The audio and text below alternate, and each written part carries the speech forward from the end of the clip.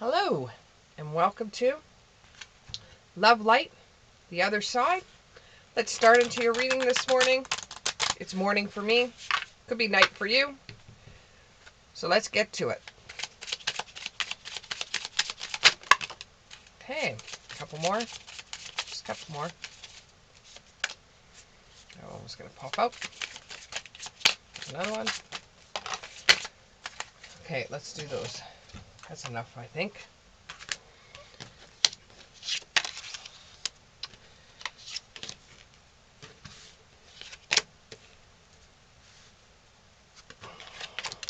Oh.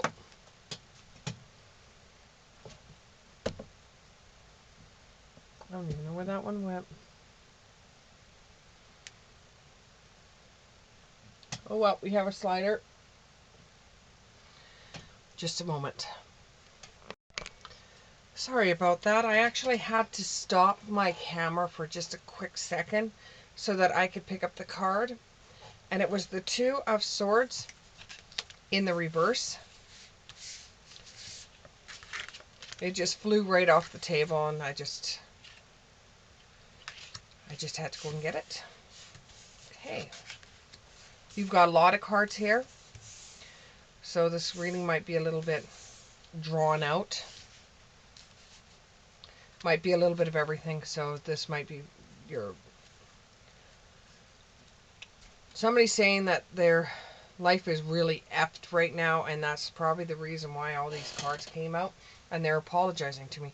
But there's no need to apologize. It just means that I got to work a little harder, but that's okay. I don't mind. If you want to sit through half an hour, maybe 45 minutes of a reading, then I don't care if you don't care.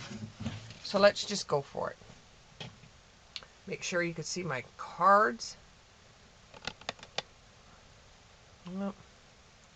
It's okay. We're going to have to do. You have the Justice in the upright. You have the Knight of Pentacles in the reverse. You have the Five of Cups in the upright.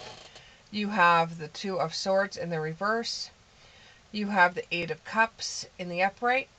You have the Nine of Wands in the upright. You have the Hermit in the upright. You have the Four of Swords in the reverse. You have the Page of Swords in the reverse. You have the Eight of Swords in the reverse. And you have the Page of Pentacles in the upright. And you have the Fool in the reverse. So what I'm getting right now is that with the Justice card is that you had to go to court, and you had to go to court because you were fighting something. You were fighting some kind of ticket, some kind of event, maybe even something with your neighbors. But you were fighting something that had to do with the court system. You were a little bit too cocky in this situation, and you thought when you went to court, you wouldn't have to bring any evidence with you. The judge would see right through. Now, this feels like a masculine. That the judge would see right through what she was saying, and that it was all one-sided on her side, and that you thought, yep, the judge is going to see right through it. I'm going to come out of this smelling like roses. But what actually ended up happening is you were knocked right down. Totally right down. This almost feels like it's a child, not child custody, but child support payments. Not child support, but child support payments. I don't know what the difference is other than the wording of it. It's probably still the same thing, but it's just the wording of it. And you felt that she was too busy spending all the money on herself and not spending it on the child or your child, which you still don't believe is truly yours. And you were even saying that in court that you wanted a DNA to make sure it was your child. And so then the judge pretty much threw the book at you, but said that they would give the child a DNA test to make sure that the child was yours. And that this will probably screw up memories that this child is going to have of you. Or it might screw up things once it does come back that you are the father. So you decide to get this done anyways because you just really want to know, and you think it would be beneficial for the child to know as well, either way. So they set things up for you so that there's a DNA. So you go there thinking, yeah, well, she cheated on me. I know she cheated on me. The child's not mine. He doesn't look like me. I don't want him. I don't want to have anything to do with him. And even though you had sweet memories with this child, you just feel like, you know, she is costing you too much money. She wants too much from you. You know, let's see if we can do something with that camera there. Camera angle I don't like. Don't like this camera angle. Oh, that's better. That's a bit better anyways. And you just would like to know, to see what you're actually dealing with. But you already know. The signs are already with you. You know that that kid was yours. All along you knew that kid was yours because he's got your attitude. He's going to give his mom a run for her money. You know, honestly, that kid is going to cost her mom a lot more than what you could afford to put in your pocket and give her. The child is yours. So you go to the court case to find out the child is yours. And she's just sitting there with her hand out. Yeah, now pay up, blah, blah, blah. And you're sitting there thinking, Jesus Christ, you know, why in the heck do I have to do this sort of thing? You know, I'm not in love with her, and now I have a child that I have to look after. And even though you do like the kid, you honestly do, and, you know, you just wanted to get out of making payments to her. And the judge looks at how much you're paying and says, well, you should be paying more than what you're absolutely paying right now. And you were just trying to ghost her all along. You were making your payments, but you were trying to ghost her because she was asking for more and more and more and more and more. And you didn't want to give her any more than what you could afford to give her. She started like becoming a problem in your life. She was being very doministic. She was invading your privacy, trying to get this money out of you. And now that you're in court and the judge has turned around and said, yeah, you need to pay more. He gives you the number and it's just too far out of reach for you. It's just you feel so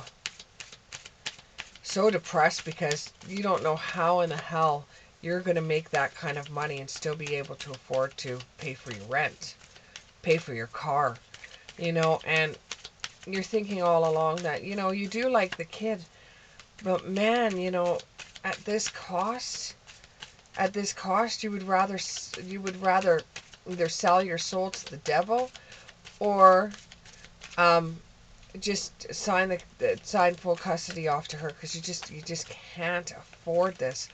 And you try to plead your case to this judge, right? But you're not getting anywhere because all this judge has seen is that you wanted to deny your child. So they kind of, in a way, threw the books at you. And you just feel like this money is out of reach for you. But you do have luck on your side. You do have a power of 3. So you've got some bad news. So now you'll have 3 things that will work out for you. While these 3 things are working out for you, I suggest that you try to ask for a raise at work, or you try to do just a little bit more so you're going to be able to make these payments. Even though you felt like your hands were tied and there was nothing you could do in this situation, don't make it about the woman gets everything, because that's not the right way to look at things. Look at it as things are costing more money and you have to pay for more for your child. Maybe there is something that can be done where she has to bring a list of what she pays for and receipts, but I don't think that will work out either, because she's the one that does pay for, there's a lot that goes behind of what she actually is paying for, even her rent, even the telephone, even, that kind of stuff. She still has to, even though she has a full set of nails, she's wearing clothes that you can't even wear. It doesn't matter. What matters is that child, that needs of that child. If you feel that that child isn't dressed properly, or if you feel that the child isn't looked after properly, then you could speak your mind. But when it comes to paying for that child, just be thankful that it only lasts 18 years. So for you, you only have like 13 left to go. So try to think of it as you're supporting your child, not supporting her. And don't lose hope. Don't lose hope in this situation. Eventually, that kid will show you that your effort meant something. But this is going to make you feel like you're going to be spending a lot of time going to work, coming home, because you have the hermit card. It's going to make you feel like you're getting up, going to work, coming home, getting up, going to work, coming home. You're going to be a hermit for a while. And just be thankful that you actually do have a job. Maybe do that side hustle that you were always thinking about doing. Do that side hustle. Give yourself a break from what you have to pay for child support. Maybe your side hustle will give you enough money to pay for that. But then, yeah, I understand. Then if she catches wind of it, then you'll have to go back to court, and you'll have to pay even more out. So it's just a catch-22. You're gonna maybe have to do things like going to secondhand stores and buying stuff and fixing it and selling it. Just to make yourself an extra couple bucks. Maybe getting pop bottles or doing something just to bring in a few extra bucks so that you're going to be able to pay for these bills. You got the card, we're here. You will come up with an idea that will help you in this situation. It's not going to be a time for you to just lay back and say, I'm not going to do anything. I'm just going to sit around. I'm not going to do anything.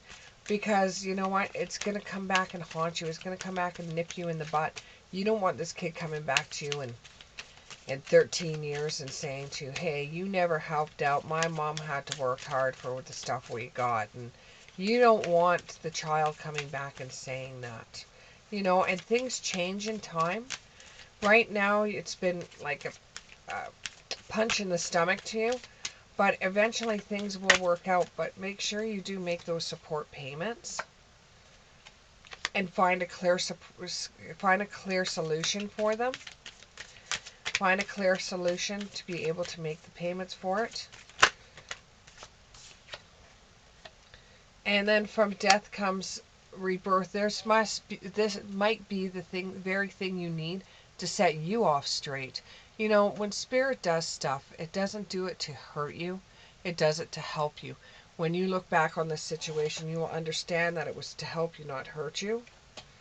Be yourself throughout the situation. It is what it is, and there's nothing you can really do about it. Though you feel like you're trapped and you're trapped and you're all wound up. Not only are you going to have to deal with this situation, you still love your ex. You still love your ex, and you're still trying to deal with the heartbreak of that, and trying to pay for the child support payments, and wishing, that you would have stayed with her, because if you could have just worked things out, it wouldn't have been so expensive for you now, and you could actually see your child all the time. But this will give you some kind of personal growth in a way that you're just going to walk away from getting angry, walk away from fighting, just walk away from it all, and this will give you personal growth so that you're going to be able to move forward into life. And you're holding on way too tightly with the fact that she's doing you wrong and that your son's not getting the money he needs. You have to push that aside. You really have to stop thinking that way. And this is a new beginning for the two of you. Make sure you have your payments and you won't see her mad at you.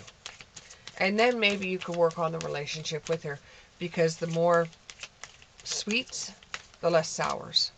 So if you're being kind to her and you're working together on raising your child together, you will find that things will become a bit easier for you to deal with.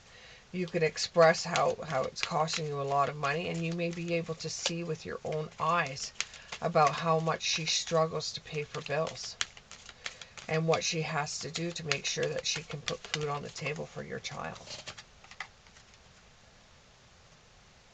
And this will actually make you realize a lot with the clearing card. This will make sure that you will make sure that the child is well looked after if you know you actually spend the time, even though she's your ex, and once a month or whatever, touch base with her and see how you could work together to get things done. Keep your temper down, because you have a temper on you. That's what started things to begin with. And love is very strange. And you have the Fool and the reverse, which means you're not going to be taking any leaps of faith in this. You're just trying to get things solved. And love is strange. You never know. Maybe things might work out for you two again. And that way you won't feel like you have to fight battles with her all the time just to get things solved. And it's just like you guys always get to this part where you start fighting. And the one person that it affects is the child. The child will put his hands over his ears and say, stop, stop, stop, stop, stop, because he doesn't want to hear it. He doesn't want to hear. When it starts getting too hard for you, just make an excuse. Say, I have to get a breather. I have to go outside and get some air. Or I have to go to the bathroom. You have to let her know, don't push me to the point where I have to go to the bathroom, please. Let's just try to work on this together with our son. And if you find that you're having problems with her, you could always go back to the court and say, look, and be brave. Go back to the court and be brave and stand up for yourself and say, hey, you know what? This is what's going on. And make sure this time you bring proof, or you have something that you can show how you're feeling and what's going on from your side. But I do see things are going to work out for you and the mother of your child. And I do see that you and your child will be able to spend more and more time together, because, you just, and don't look at it as buttering her up. Look at it as trying to communicate, as trying to work together. You guys made this child together, so therefore look at it like you two are trying to do good for your child and nothing more. And I do see things working out for you. This is going to be an important end to a new beginning. Thank you very much, and we'll see you in the next one.